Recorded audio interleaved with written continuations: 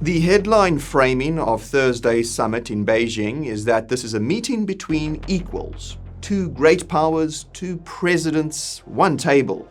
But the leverage stack underneath that photo opportunity tells a completely different story. Trump arrives in China after 9 weeks of war with Iran that has burned through THAAD interceptors at roughly 50 to 80% of total inventory and consumed over 1,200 Patriot missiles against an annual production rate of only 600. He arrives with a Supreme Court ruling that struck down his IEEPA tariff authority in February, a backup 1974 statute that just lost in the Court of International Trade on May the 7th, and a $166 billion tariff refund obligation owed to 330,000 importers. He arrives 80% import dependent on rare earths from a country that just happens to control 90% of global processing. She arrives controlling all of it. And so today we look at exactly how that leverage gap got built, what each side may be forced to concede, and what it could all mean for the markets. My name is Nick, and this is the Finance Bureau. Now, to understand why this summit is structurally lopsided, we need to walk through the position Trump is actually negotiating from, because the public narrative of American economic dominance has been moving away from the underlying numbers for some time. Start with the legal architecture for tariffs. On February 20th, the Supreme Court ruled 6-3 in Learning Resources versus Trump that IEEPA does not authorize the president to impose tariffs. Two of Trump's own appointees, Gorsuch and Barrett, joined the majority. The administration pivoted to Section 122 of the Trade Act of 1974 and slapped a 10% global tariff in place starting on February the 24th. And that backup just lost in court on May the 7th, with the Court of International Trade ruling 2-1 that the administration failed to demonstrate the balance of payments deficits the statute requires. The DOJ filed an appeal the next day, but Section 122 expires by statute on July 24th, regardless of how that appeal goes. Translation: Trump is sitting across from Xi without a credible tariff threat for the back half of this year. And Beijing negotiators know this. The average effective US tariff on imports has already collapsed to roughly 7.2% according to Capital Economics. And then there is the refund crisis. CBP officially owes $166 billion back to importers across 53 million shipments. Tariff revenue dropped by $1 billion in April alone as the CAPE refund portal went live.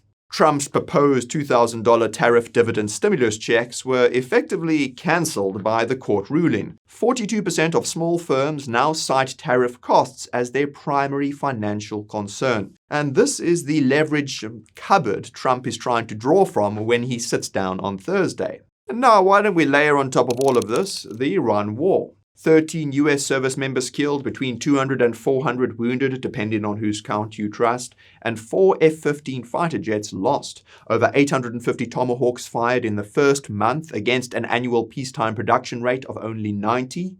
That is roughly 9 years of normal output expended in 30 days. US intelligence assessments leaked to the Washington Post indicate that Iran retains 70% of its pre-war missile stockpile and 75% of its launchers. Lockheed signed an emergency deal in January to quadruple THAAD interceptor production from 96 units to 400 per year, but that capacity is years away. And the samarium cobalt magnets used in Tomahawk actuators are sourced from where exactly? China. Which brings us to the leverage card that Xi is actually holding. China processes roughly 90% of the world's rare earths and manufactures around 93% of sintered permanent magnets. In April 2025, Beijing restricted exports of 7 medium and heavy rare earth elements, including terbium, dysprosium, and samarium. Chinese magnet exports dropped 75% in the 2 months that followed. Production lines paused at major automakers across Europe and Japan. And then in October 2025, China expanded with extraterrestrial provisions targeting any foreign-made goods containing trace Chinese rare earths. Now, those October measures were suspended after the Busan summit in November, but the April licensing architecture stayed fully operational. And this is the policy dial that Xi is bringing to Beijing. Not a blunt embargo, but a finely tuned coercive instrument that can throttle supply by sector, by company, by jurisdiction on a 30-day notice. And it lands on a Pentagon procurement system that is legally required to ban Chinese-sourced rare earth magnets from US weapon systems by January 1st, 2027. Under Section 1211 of the NDAA. And the US is nowhere close to meeting that deadline. USA Rare Earth's Stillwater facility in Oklahoma commissioned Phase 1A in March, targeting 600 metric tons per year by the end of 2026. MP Materials handles light rare earths at its Mountain Pass mine in California. But heavy rare earth separation, the dysprosium and terbium that go into the missiles and jet engines, remain the critical bottleneck. And industry analysts assess that the US will still need to import roughly 60% of its total rare earth needs from China, even after the domestic ramp-up. And so, when Trump's negotiators sit down on Thursday, the 2027 deadline is functionally a deadline that requires Chinese cooperation to meet, or a deadline that requires Pentagon waivers to ignore. Either way, Xi controls the timeline. Now, before we get into what either side is likely to concede, this is exactly the kind of layered geopolitical financial story that gets compressed into a 200-word headline everywhere else. So, if you want to make sense of summits like this in real time, who is conceding what, which markets are pricing it correctly, and which are not, then you should sign up for the Finance Bureau newsletter. It's absolutely free, and we break down everything across global finance, geopolitics, and markets, so you don't miss what actually matters. All you have to do is click the link in the description or scan this QR code on the right of your screen. And now, back to Beijing. So, with the leverage gap established, let's see what each side brings to the table. Semiconductors. NVIDIA's market share in China for AI accelerators has collapsed from roughly 95% 2 years ago to 0 today. Jensen Huang made the case publicly at Milken last week that US export restrictions have largely backfired, accelerating Huawei's domestic AI chip ramp toward a projected $12 billion revenue run rate by the year end. His exact line on the risk? The day that DeepSeek comes out on Huawei first is a horrible outcome for our nation. NVIDIA's fiscal year 2026 China revenue still hit $19.7 billion, which is down to roughly 9% of the mix of revenue from 12.5% the year prior. Analysts are now openly discussing a swap framework where Washington rolls back semiconductor export restrictions on mid-tier chips in exchange for guaranteed rare earth supply flows. But Huang himself was not invited on the diplomatic delegation to Beijing, which most analysts read as a signal that any chip concession is not on the immediate menu. And then there is Taiwan. For 16 days through early March, the PLA conducted essentially zero significant air activity around Taiwan, the lowest sortie count since August 2022. On March 14th and 15th, that lull broke with a sharp surge of 26 PLA aircraft and 7 naval vessels operating in proximity of the island. Analysts widely interpret the lull as a calculated diplomatic signal engineered for the 2 sessions and the planned Trump visit, with the surge as a recalibration reminding everyone whose red lines remain in force. The ask that Beijing is reportedly bringing to the table is subtle but legally significant. Shift the US position from does not support Taiwan independence to opposes Taiwan independence. Bonnie Glaser at the German Marshall Fund described any rhetorical softening here as the most destabilizing outcome the summit could produce, specifically because allies in Tokyo, Seoul, and Canberra would read it as a marker of US reliability. And then, of course, there is the Iran dimension. WTI is sitting above $102 a barrel at the time of making this video.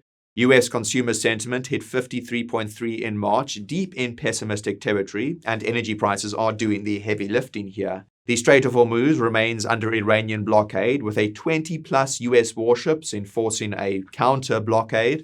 China imports roughly 80% of Iran's oil exports and roughly 42% of its total crude from the Middle East. If Beijing helps to engineer a reopening of the strait, then Trump gets a domestic political win on gasoline prices ahead of the midterms, where his approval rating sits at 37% with 62% disapproval. The cost? Explicit US tolerance of Chinese energy purchases from Iran and tacit acceptance of China's expanding diplomatic role across the Gulf. Add a $1.5 trillion fiscal year 2027 defense budget proposal sitting in Congress with a $52.9 billion earmarked for critical munitions and 785 new Tomahawks against the 55 ordered in fiscal year 2026, and the signal that Beijing reads is straightforward. Washington is preparing for a long-cycle Pacific competition while simultaneously asking Beijing for short-cycle relief on rare earths, energy, and credit toward the midterms. And that asymmetry is what Xi brings to the table. So, what may Trump actually have to give up? A targeted rollback of semiconductor export restrictions on lower-tier chips in exchange for written rare earth supply guarantees and renewed licensing flow. Strategic cost? Extends China's AI chip access timeline and alienates Japan, Netherlands, and South Korea, who built parallel restrictions on US assurances. Commercial gain? Reopen a multi-billion-dollar market for Nvidia and AMD, and unwinds the 56% of US firms reporting export license delays exceeding 180 days. And then next, we have tariff reductions on selected categories of Chinese imports in exchange for soybean and Boeing purchase commitments that mirror the Busan framework. Strategic cost? Undermines the domestic producer protection narrative and exposes the administration to the weakness framing during the midterms. Commercial gain relieves consumers facing inflation and helps quiet the refund crisis. And then we have softer Taiwan rhetoric in exchange for Chinese facilitation on the Strait of Hormuz reopening. Strategic cost? Damages credibility with every Indo-Pacific ally Washington has spent a decade reassuring. Commercial gain? Gasoline prices come down and the Iran chapter gets a diplomatic off-ramp before the war stockpile depletion becomes politically catastrophic. And then tacit acceptance of Chinese influence expansion across the Gulf, Africa, and Latin America, in regions where the US is overstretched anyway. Strategic cost accelerates the Belt and Road footprint in regions Washington nominally claims as competitive ground. Commercial gain. It reduces friction in zones where the US has limited bandwidth to enforce anything anyway. Notice a pattern? Every single concession trades structural strategic position for short-cycle commercial or political relief, which is exactly what you do when your hand is structurally compromised. Now, here is the structural turn this summit forces us to confront. The era of the US dictating terms to China on trade, tech, and rare earths is over. The era of treating tariff threats as a credible coercive instrument independent of court approval is over. The era of assuming the dollar's reserve status guarantees American economic dominance over a country that just posted 21.8% export growth in January and February against a record low 4.5% GDP growth target is over, and the era of Pentagon procurement deadlines being met by domestic supply chains alone, when China processes 90% of the inputs and the deadline is 19 months away, is over. And what replaces all of this is something the financial press has been slow to name: a structural rebalancing, where Beijing holds licensing leverage over the inputs that rebuild American defense manufacturing, where Washington holds dwindling tariff leverage subject to a federal court ruling that may not arrive before the statute itself expires, and where every summit going forward is a negotiation conducted within that asymmetry rather than around it. Whatever gets announced on the stage, the structural conflict does not resolve in a single summit. The leverage gap is real, and it is widening, and the era of pretending otherwise is closing in real time. But what do you think? Does Trump have any genuine leverage left to push back against Xi on Thursday? Or is this summit a quiet acknowledgement that the negotiating position has fundamentally shifted? And does the rare earth dependency get resolved through concessions, through the Pentagon waivers on the 2027 deadline, or through a slow domestic ramp that nobody in Washington wants to admit cannot meet the timeline? Feel free to get highly opinionated in the comments down below. And if you want to understand how China has been systematically positioning its currency and reserve architecture for exactly this kind of structural renegotiation, then you can check out our video on that right over here. And that's all from me today. As always, thank you guys very much for watching, and I'll see you again soon. This is Nick, signing off.